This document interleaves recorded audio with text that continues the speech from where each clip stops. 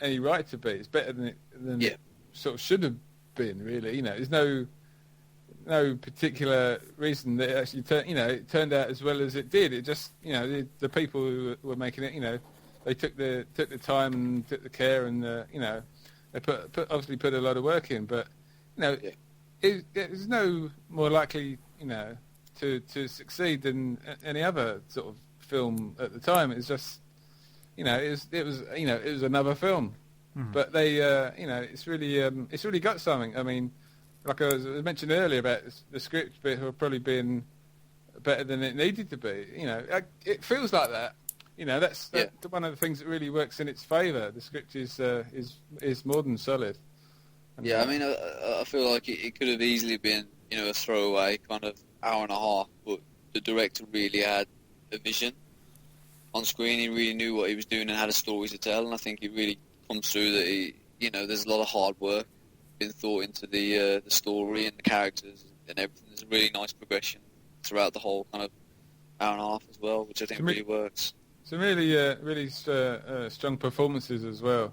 Yeah, there's no real weak links. I don't think. Nope. There's no one who sort of is noticeably bad. Everyone, even the smaller roles, they're just they are what they need to be, even in the small character roles. Yeah. And we're going to mention a little bit about the director there for Guk Gao Lung. There's no biographical info, extensive filmography for this director. Nobody's Hero was Guk's debut movie out of, in total, 5 debut movies. 5 debut movies, fuck that. In total, 5 movies. Change his name. That was a good point, you never know. And it all ended with 2002's Ghost Office. And it really seems like his voice was heard. It's a great little scene where, it happens very unexpectedly. By the way, he was after Felix's character, and then that happens again. An intention gone wrong for Liu Weihong. I think I've seen Ghost Office. It gives me an impression that it was several stories in one. To be honest, because I think he's one of the 3 directors on it. Actually, yeah, I think there was like Stephen Fung. I think possibly Karen Haunted Office. Right. Yeah, this is a different one. Yeah, they bleed into each other. Those pretty shit movies. Yeah. But his first movie was Nobody's Hero, really. Yeah. And it's felt. It's stuff that's felt. And there's it's a nice, we don't know the full extent of this sequence until we see the surveillance footage. I'll get back to Guk Gao Lung. And speaking of surveillance footage, that grainy surveillance footage that Liu Weihong is going to watch, again, a story beat. I like that they are focused. They are focused on how to develop this. But I'm very weak for sort of the best, in my opinion, though, of the fake documentaries out there that's been produced throughout the years. And what I mean by that, the movies like Cannibal Holocaust and Blair Witch Project, where they use, staged documentary footage to convey real horror in the case of those 2 movies. And I think the grainy surveillance footage with Sonny Fang and Felix Locke coming up is... I get really affected by that. The more it's unclear, the more disturbing sort of a murder within unclear and grainy and sort of grainy footage. It really hits me in the right place. That real horror, and I'm very weak for that. Even parts of Cloverfield, for instance, works really well for me, despite Cloverfield being a monster movie shot through amateur movie footage. So it's just a style of horror that could work very well for me. I mean, this shit is pretty good because they don't need to set up a whole lot of blood effects and just convey the power of it, and that's more than enough. That evokes reality in my book. Yeah, because the way that they've done it, I mean, any kind of technical sort of trickery that they're using or not using, it's got the disguise of the image quality. Mm-hmm. So even if you don't see anything, it looks like you are. It looks like you're seeing something, even when you're not. And it's no shitty like added grindhouse effects that you have today. It's more actual, shoot it, via one such camera on VHS and then project it, So it's more well done than the added grindhouse effects that are so boring and cliched. In my book, it doesn't work today in 2011 to add those retro effects and all of that. So. But going back to Guk Gaolong, our director, it really seems like his voice was heard in an ultimate way with his debut here. It really is the best of the movies I've seen. And while exploitation and category-free work followed via, I think it's a made-for-TV movie or series called Hong Kong Criminal Archives, and he made the episode. I love that shot. So I was into I love that shot where the light bulb goes off in his head. Yeah. He knows what he's got to do. Yeah. Good dramatic beat. Definitely. Yeah. But he made this part of the Hong Kong Criminal Archive series of made-for-TV movies called Female Butcher, and this was actually a movie depicting the real-life serial killer Lam Go-wan that later was made into a big-screen version with Simon Yam playing Dr. Lam Go-wan. But you know what? He did in Hong Kong Criminal Archives as well. And actually Billy Tang, the director of Dr. Lam, produced Hong Kong Criminal Archives, so there was a relationship that started, went to the big screen, and then went on for several movies, the Billy Tang Simon Yam relationship. So that was rather cool, and I think Hong Kong Criminal Archives has never been released with subtitles being originating on TV and stuff like that, and there's never really no interest in it for a box set release or anything today. So it's something that if I want to see it, I need to see it unsubbed, if I even can get it that way. But he presumably, he did some work for Danny Lee, Guk Gaolong, presumably a sort of shot on video, no subs Magnum production for Danny Lee. They did a few of those, and he did a movie called Internal Affair in 1994, and that was pretty much it until he co-directed Ghost Office in 2002. And again, it seems like it's 3 ghost stories in one, or 4 ghost stories in one, seeing as it has 3 directors, which is not uncommon at the time. And also of note, in terms of a name on his resume, a movie title, is something he wrote and directed called Laser Drama Action in Space. But, looking at the VCD cover and stuff like that, I'm willing to bet it was shot on video or for TV by the looks of it, and no subs therefore. But a great name.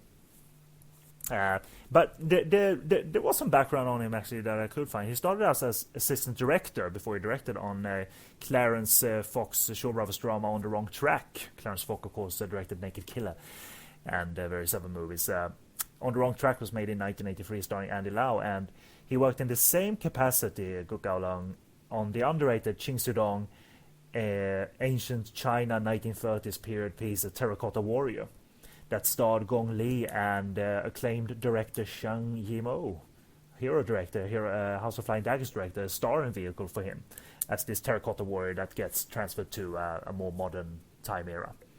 It's a pretty good little movie. For many years, a bit of a rarity, but now prints and subtitled prints have turned up on various DVDs releases around the world, so you can see A Terracotta Warrior. But more recently, the career of Guk Gaolong is he's a planner. Has been a planner on several Milky Way movies, overseeing productions such as Election 2, Exiled, Triangle, Mad Detective, and Linger, as well as being the executive producer on Love on a Diet. Planning, by the way, in terms of duties, involves develop the likes of storyline, cast, oversee the production, essentially, as I said, kind of like a supervising producer. Yeah, I can see where he could do that, because his approach here is very very thorough. So I mean, would seem to have the would seem to have the right kind of temperament and personality for that kind of a role as well. Oh yeah, definitely. And it seems like he's not working with Milky Way anymore currently anyway. So, but a biographical note of his on Hong Kong Movie Database mentions he is, as of or in 2009, directing TV series in mainland China, just like Billy Tang, actually.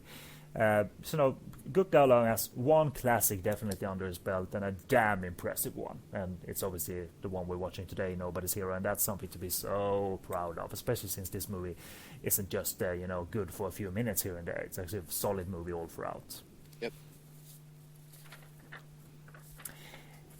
Yeah, the progression of events spiraling out of control, and Long slowly but surely, being confident, brave, and standing up for himself, refusing to run. He's blackmailed the trials for money here, and trying to hide amongst the hawkers. Is that what you call them? The various hawkers, there, and who always run when the police come. So. Yeah, they're pretty. It's a fairly rare sight these days. Yeah, I can imagine. A lot of the people that used to do this, they're now kind of got special kind of indoor markets that serve the same kind of purpose, but you don't see many kind of these old style sort of carts at street level anymore. Really. Yeah, what it's almost like a stampede. This, with their big ass carts that they need to haul around, and when they all run at the same time, it looks fucking dangerous in real life here with the car stunts and what have you. Which we might not get into them too much, but I want to give them a mention anyway. I don't think that explosion really was realistic, that it went up like that that quickly, but whatever. There's nothing wrong with explosions every now and again. It looks good in the trailer. So but I want to give the action directors a mention anyway, and I see if I can talk a little bit about them as before the movie's over. Poon Kin Guan and Benz Kong are the two action directors. Actually, action directors that have worked very much together on quite a lot of movies, so I'll see if I can mention some more about that. I wanted to talk a little bit more about how much I admire that the movie gradually becomes I love that scene. How the movie gradually becomes the way we laughed at it, and the way it gradually becomes the way it becomes, the way we remember it. It never feels, thankfully, it can't be mentioned enough, like several movies in one, which is great every now and again in Hong Kong cinema, despite me anyway, because I forgot to ask you earlier, guys. Do you like the mixture, that odd mixture that Hong Kong cinema can be? Especially Scared Stiff, if you guys remember that. It's all over the place. Do you enjoy that, or do you have trouble adjusting to that? What do you say, David? I like that personally. That can it works well in that. I mean, it's less sort of frantic here. There are you do have the moments of light relief. But the sort of that serve their purpose. But the way the script is written, it's very well structured, so it doesn't feel like you're going off at a tangent, just for the sake of it. It's all kind of part of a part of the idea, part of the plan. Pardon me, David. There was a great line in the subtitles. "You'll be disappointed when you see me," he says to her. "Maybe I'll never see you again." I think that's such a poignant line. He has to do what he has to do, but he probably has remorse if she knows that he's going to go on the rampage. He wants to go on, a bloody rampage, and probably, dying in the process. That's what he's. It's so understated as well when he's acting. It's not over the top, or he's trying or anything. It's just to the point. He's just looking at her, and it's really just powerful. Yeah. What about you, Tom? Do you like the Hong Kong cinema for being crazy and all over the place every now and again? Yeah, for me, I think it's dependent on the genre. For me, like if it's kind of like an action comedy, or it's a bit goofy, I don't really mind. Or something like I mean, Carry On Pickpocket, if you guys remember that. I love Carry On Pickpocket, and I think that works. But I think when it's a film like this, or it's very serious in tone, I think it sometimes kind of messes up with it if they drop a bit of comedy here and there, or going off on tangents. So yeah, I think it's down to the genre for me personally. We're coming up on the movie has been violent. Now it's going to be very highly gory and not fair to obviously she's now taken out of the hospital and they're beating the shit out of her. Not her. This is definitely a stuntman, obviously. Aided by the fact that she obviously has had the eye operation and has a bandage over her, but the drill violence that comes up, for once it's not violence where it's threat only. They fucking do that, and no better guy than Sunny Fang to execute the mainland friend. And never blinks. Never blinks. The shot of her then, where you see this sort of bloodstained kind of the bandage across the face. Yeah, that's kind of the image from the Hong Kong VCD. Yeah, as well as the Laserdisc, and I think a really